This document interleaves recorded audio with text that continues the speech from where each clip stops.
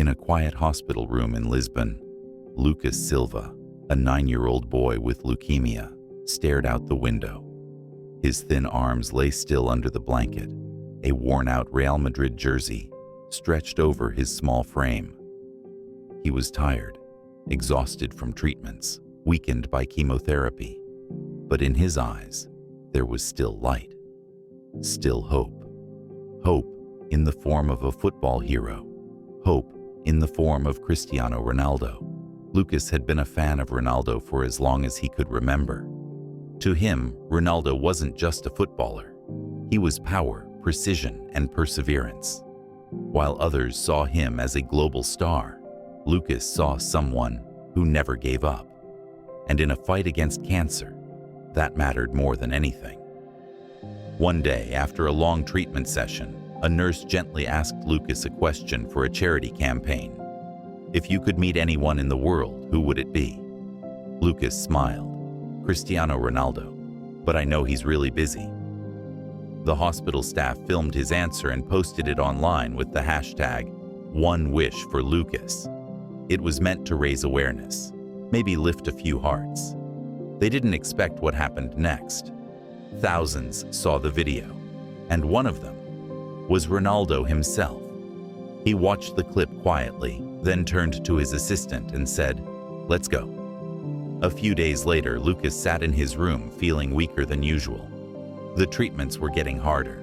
His mother, Anna, helped him change into his favorite jersey, Ronaldo's number 7, and told him a small film crew was coming to record him for a hospital video.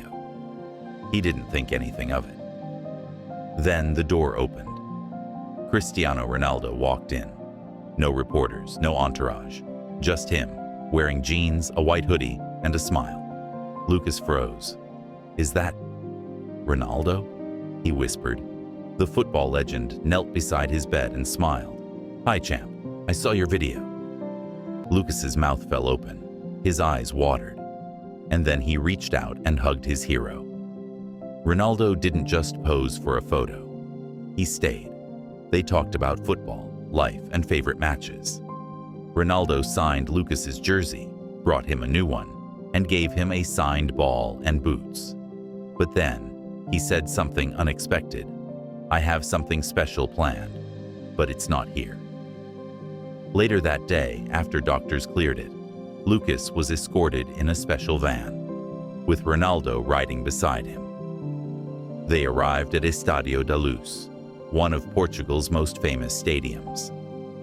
Ronaldo led Lucas through the tunnel and onto the field. The stadium was quiet, no crowd, but the lights were on. Ronaldo handed Lucas a new jersey with his name on it. "Today, you're the captain." Lucas laughed, weak but joyful. With staff and youth players watching, he kicked the first ball of a pretend match. He passed it to Ronaldo. They juggled it back and forth. They played. For those few minutes, Lucas wasn't a patient. He was a footballer. A short clip from the day was shared online. It went viral. Ronaldo surprises cancer patient in magical visit. Captain for a day. Lucas's dream comes true. People around the world shared it, but Ronaldo never made a statement. No press release, no interview. When asked, he only said, "That was for him, not the cameras." Lucas's condition worsened over the following weeks, but he clung to that memory. Photos of the day covered his wall. On the hardest days, he wore the armband Ronaldo gave him. When Lucas passed away peacefully, his mother shared a message. "He left us with a smile. He believed he mattered."